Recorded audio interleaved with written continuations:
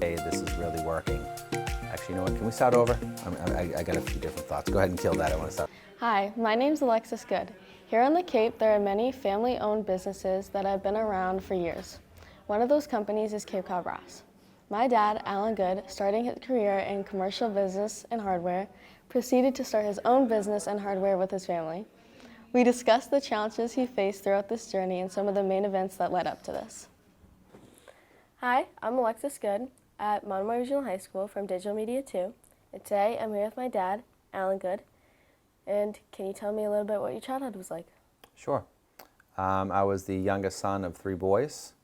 My parents are Jim and Karen Good. I was raised in the middle-class town of Weymouth. Most of the time I spent playing sports or playing with my friends, riding bikes.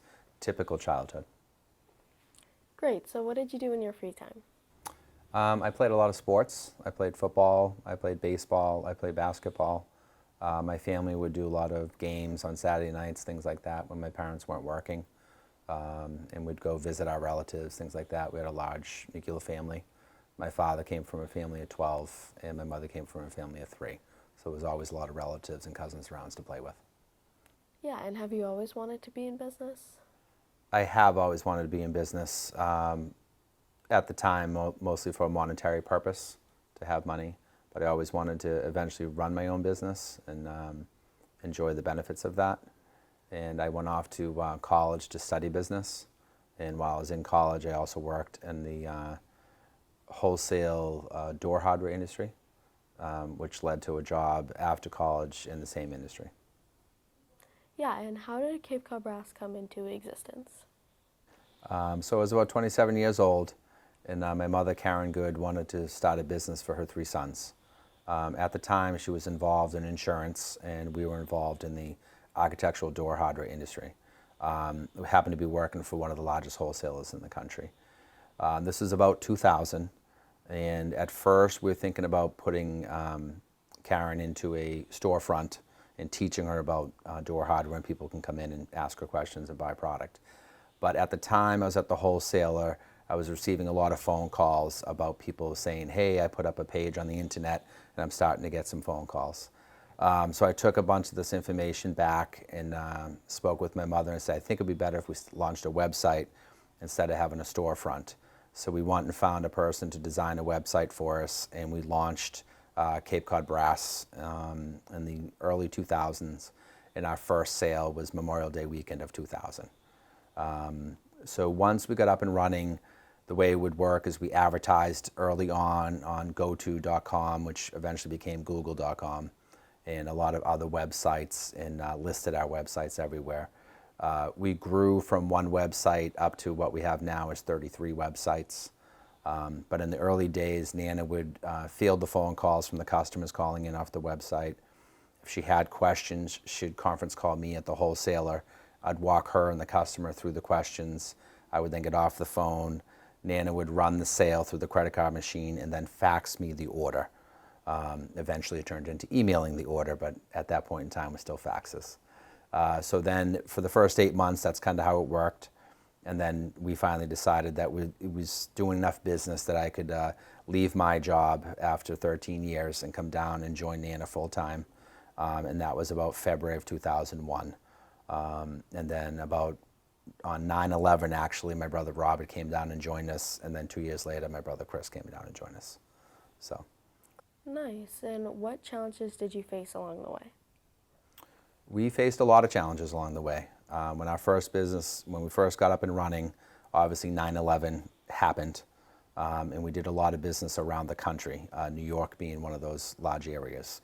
So the morning of 9/11, all the phones in that area would stop working. We couldn't get a hold of customers, they couldn't get a hold of us, things like that. So no one knew at the time what the effect of the terrorist attack was going to be.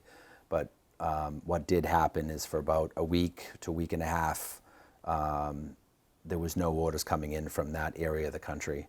But eventually things started to return to normal, and people did start placing orders again, and life did move on. But that was one of the first large major incidents in the country that had a deep effect on our business.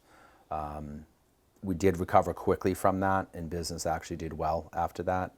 The next big downturn we had was probably 2008 and 2009, when the depression hit for the housing crisis, and that probably cost us about 50% of our business.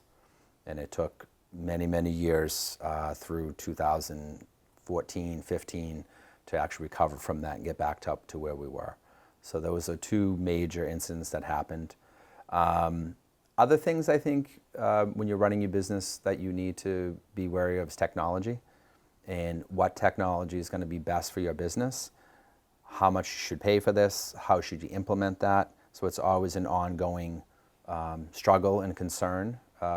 Today, the biggest thing that we face is probably artificial intelligence. It's going to revolutionize the industry, and we need to understand how to implement it, how to use it, and put it into our business, and how it would benefit us.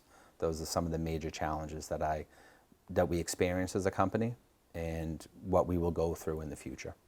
Great. Do you have any regrets in your career or choices? I really enjoy what I do. I interface with the public on a daily basis. I enjoy, helping people make choices for their new home or a business that's renovating, things like that. So I enjoy doing that. I do enjoy, talking to people constantly every day. We field, hundreds of phone calls a day, emails. As far as going into a different line of business, not really. I enjoy, running a business, building the infrastructure, things like that. Unfortunately, when I graduated high school, I was only 5'10" and 145 pounds, so I wasn't going to be a professional football player, which probably would have been my first choice. But no, I'm very happy with where I'm at in my career and the choices that I made. Awesome. Thank you. You're welcome. Thank you for being here today. Thank you for having me.